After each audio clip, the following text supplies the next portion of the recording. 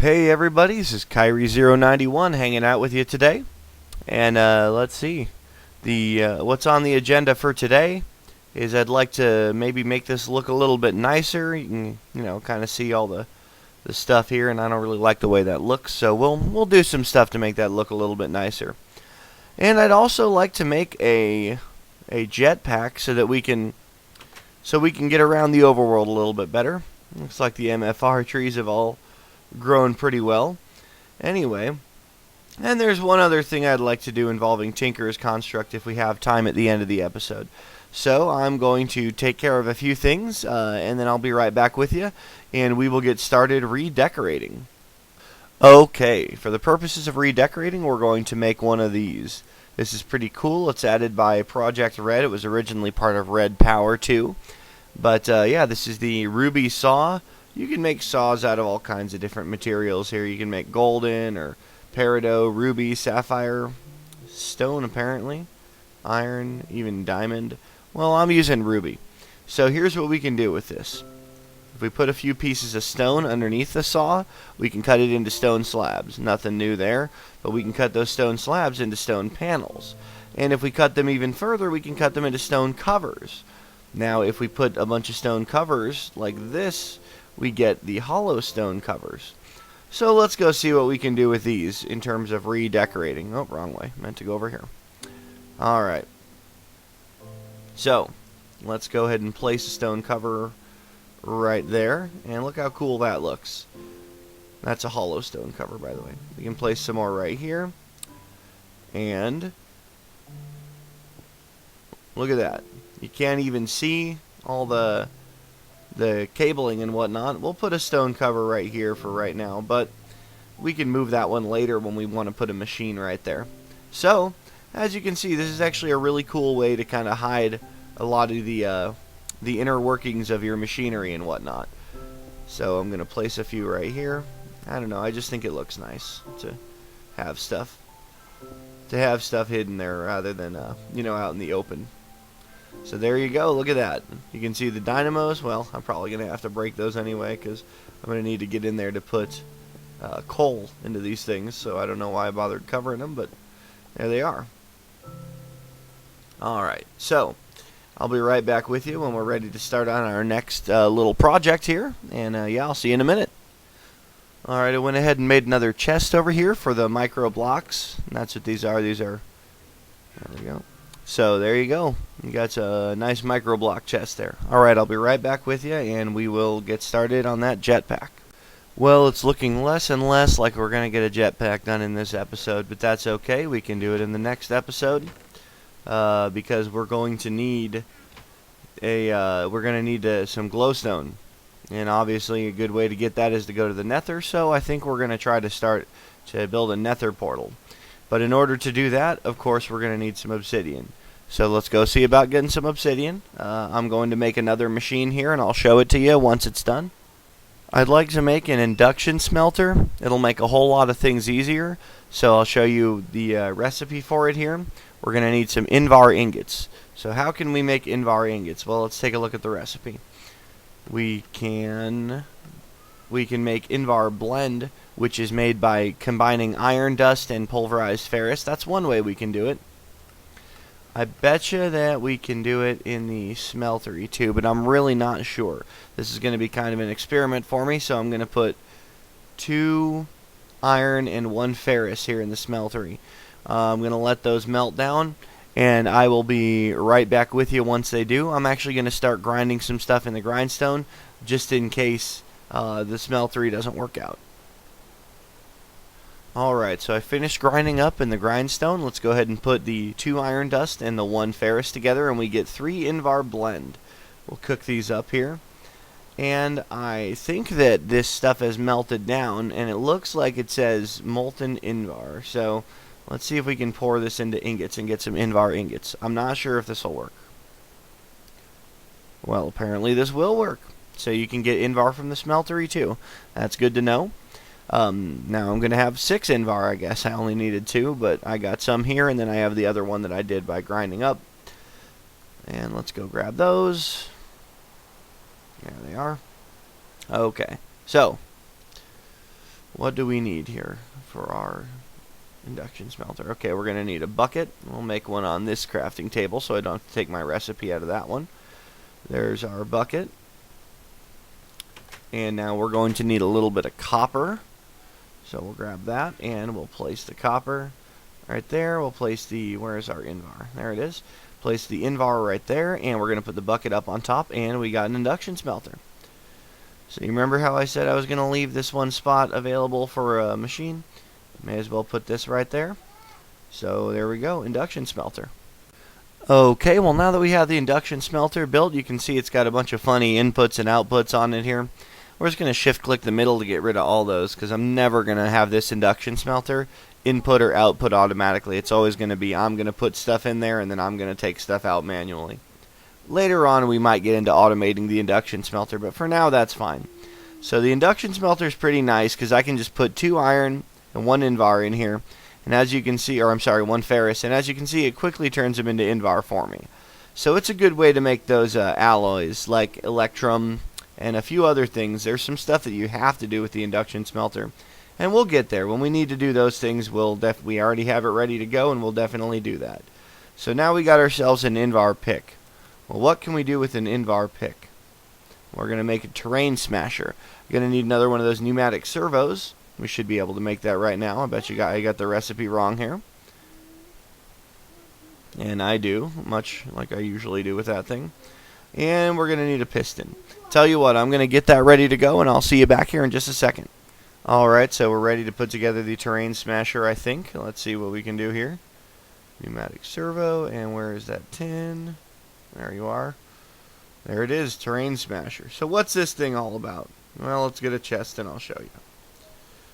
I will meet you down in the mine, and we will see if we can put this terrain smasher to work. Well, unfortunately, I don't think I'm going to be able to use my terrain smasher to mine this stuff. But I'll show you what it does. Well, I'll show you what it does up back at the base. So I'm just going to use my pick here, my Tinker's Construct pick with a diamond on it, to kill this zombie. I like his hat. He's got the plunger hat. Come on, die already, would you? Alright.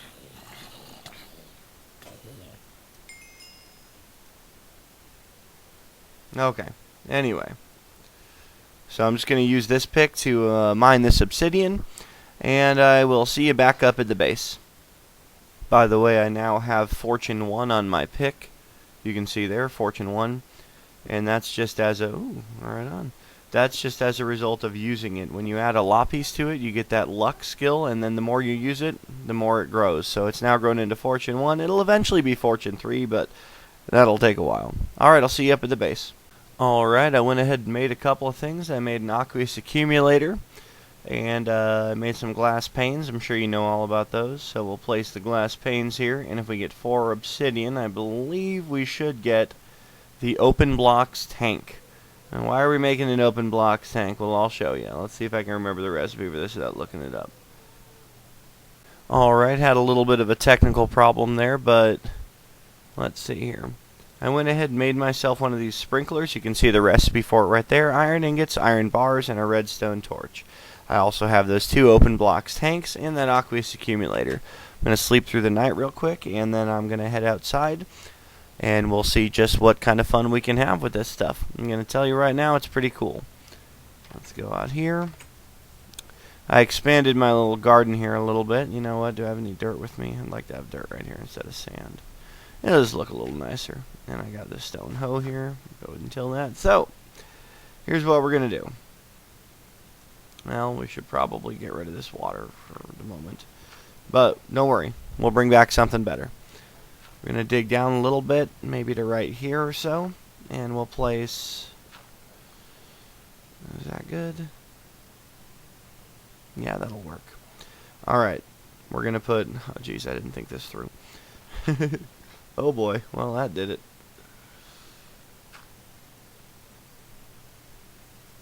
Okay, we're gonna dig right there, and we'll put the water, we'll put a water source right there, and we're gonna want one on the other side right there. Let me go get another bucket of water, and we'll dig this dirt back out real quick, and we'll place the water source block right there. So what are we going to do with this water source blocks? Well, we'll get rid of this right here, and we'll place the aqueous accumulator just like we did inside. And as you know, it should be filling up with water right now. So if we place a fluid duct on top of it, the fluid duct should be filling up with water. And then if we place one of these open blocks tanks, it should also be filling up with water from the aqueous accumulator. And there it is. You can see it filling up right now. There it goes. So then if we place a sprinkler on top of the tank,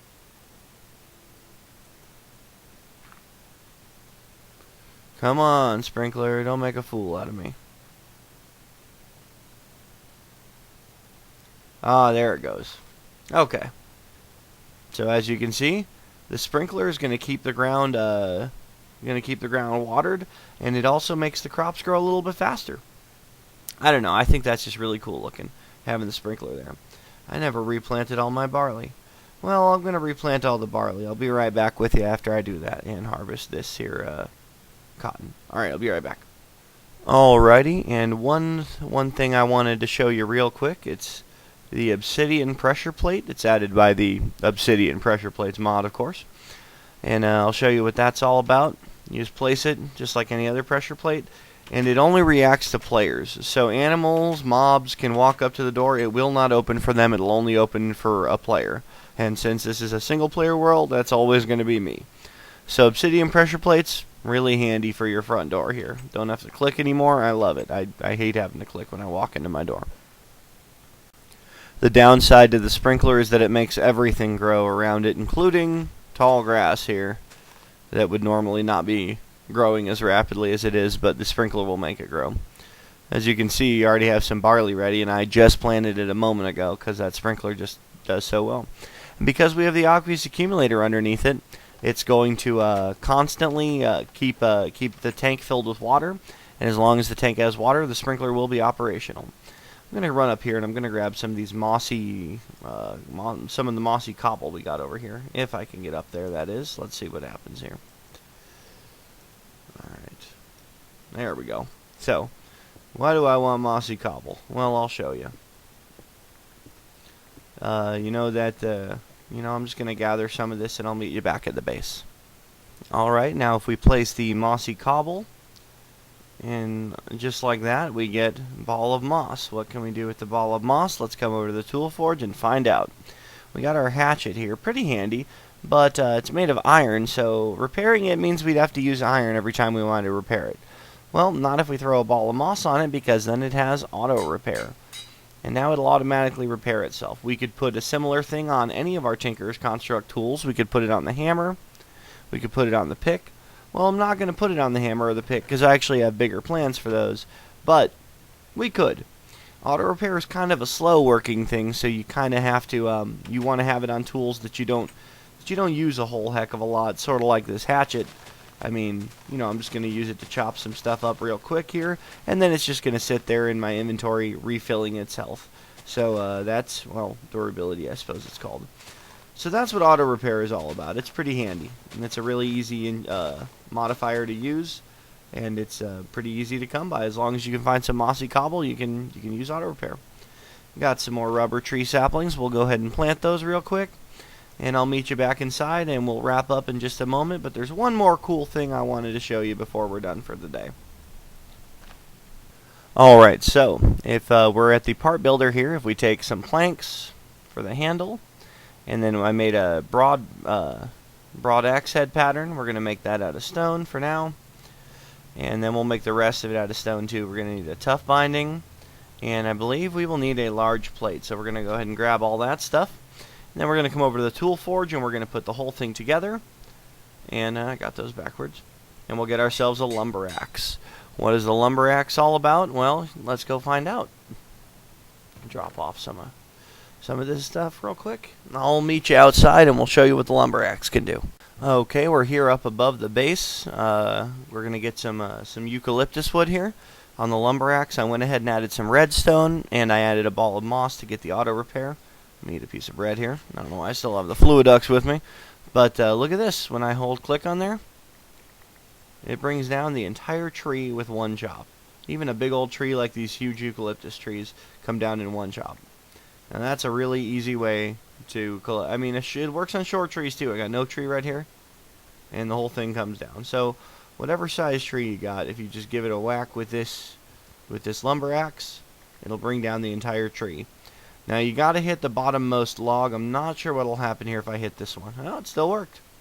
I guess that was the bottommost log on what was left of that tree. So that's probably why that worked. But anyway, you know, I'm going to replant some of these eucalyptus trees while I'm up here. I'll meet you back down at the base and we'll wrap up. Alright, let's close out by showing you I made a barrel for that eucalyptus wood. If ever you place a barrel and it's upside down, you can just right click it with your with any kind of wrench and you can rotate it. So there you go. Got a barrel of eucalyptus wood going, and put the wrench back. And I think we're ready to wrap up here. So thanks so much for watching. Next time, hopefully we'll actually get around to building that Nether Portal. We do have enough obsidian to do it here. So hopefully we'll get that done, and hopefully we'll get a jetpack built. I was really hoping to do it on this one, but it just wasn't in the cards. Alright, I'll talk to you guys later, and yeah. Alright.